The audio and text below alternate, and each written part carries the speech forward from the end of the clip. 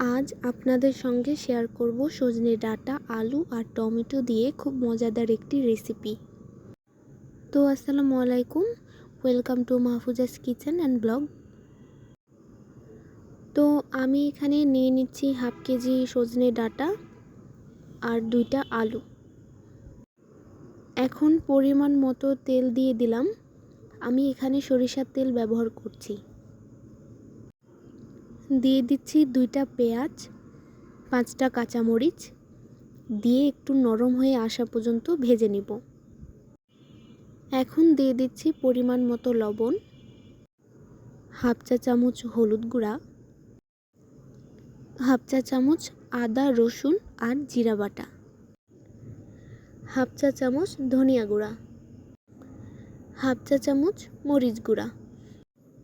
আপনারা মরিচ গুঁড়া নিজেদের টেস্ট অনুযায়ী ব্যবহার করবেন। এখন সামান্য পানি দিয়ে দিচ্ছি যাতে করে মশলা পুড়ে না যায়।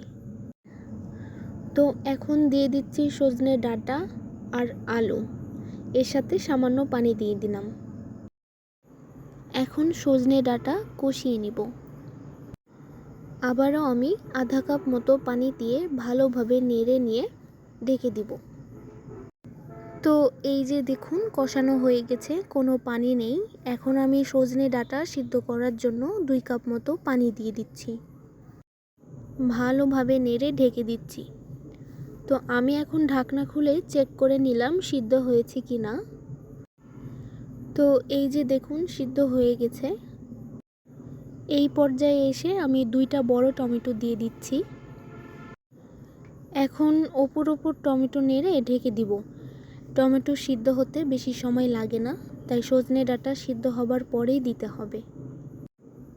তো কিছুক্ষণ ঢাকনা দিয়ে ঢেকে টমেটোগুলো যখন সিদ্ধ হয়ে যাবে, এই পর্যায়ে এসে আমি হাফ চা চামচ জিরা গুঁড়া দিয়ে দিচ্ছি।